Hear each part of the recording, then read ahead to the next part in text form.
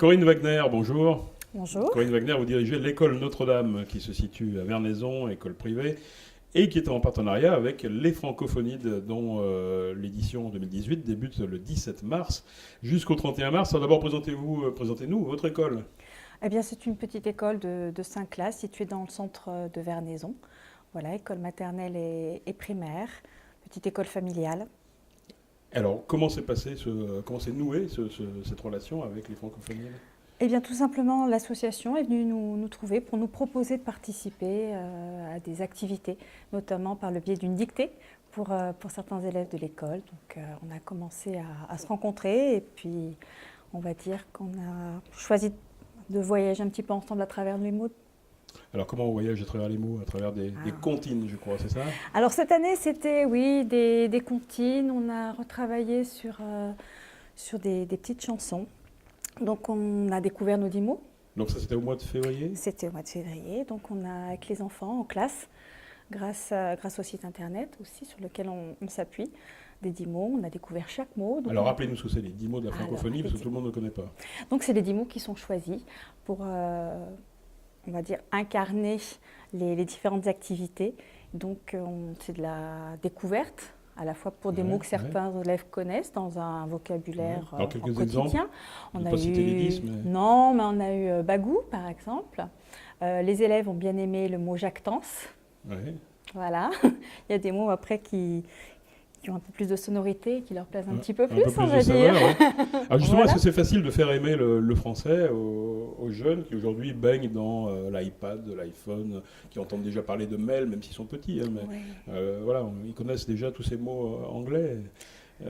Comment on arrive à les recentrer sur leur langue maternelle ? Je pense que c'est le fait de leur faire comprendre en fait que ces mots-là appartiennent à différentes cultures, à différents enfants aussi, et que ça peut créer un lien.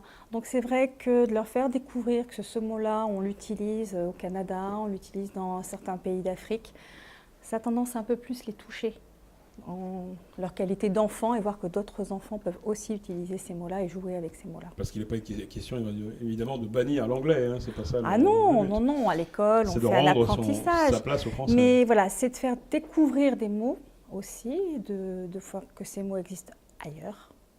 Et c'est de s'approprier aussi une culture et de la partager. Alors, les comptines, on en a parlé, les 10 mots et une dictée qui aura lieu donc le Une dictée qui a lieu le 20 mars. 20 mars, donc ça c'est à l'école même. À l'école même, donc là en fait c'est les élèves de CE2, CM1 et CM2 qui sont concernés. Donc pour moi j'ai la classe de CM1, CE2, donc une moitié de ma classe fera la dictée. Et les enseignantes, avec ma collègue, en fait on change nos classes. C'est aussi un petit temps de découverte pour notre enseignante. Donc chacune on prépare déjà cette dictée, déjà en apprenant les 10 mots. Et puis bon, continuons de travailler la grammaire, la conjugaison, tout simplement. Et, voilà. Et donc on échange nos classes, le temps de faire la dictée. Et après, voilà. Je crois également que vous vous déplacez dans les EHPAD, Alors, c'est depuis 2 ans en fait. On a créé un partenariat, aussi un lien avec la Maison Saint-Joseph, donc des personnes âgées, retraitées. Et l'année dernière, on a créé un premier temps d'échange, toujours à partir des 10 mots. On avait créé des acrostiches. Donc on avait fait des petits groupes de résidents et des petits groupes d'élèves, et chacun, à partir d'un des 10 mots, avait créé des acrostiches qu'on a ensuite mis en page et qu'on a pu exposer donc, le jour de la remise des prix. Et cette année, donc, ce sont les comptines. Et la langue de Molière permet le rapprochement des générations c'est super. C'est un bon vecteur de contact. Pourquoi ? Oui, parce que les personnes âgées encouragent énormément en fait, les enfants lorsqu'ils sont en présence pour les aider à construire leurs phrases, pour aider à trouver des idées. Et on sent des liens qui se créent sur ce moment particulier. Voilà, donc le rendez-vous, c'est pour les francophonides. Il y a 2-3 rendez-vous. Les francophonides du 17 au 31 mars. Merci Corinne Wagner. Je rappelle que vous êtes la directrice de l'école Notre-Dame à Vernaison. Merci beaucoup. Aussi.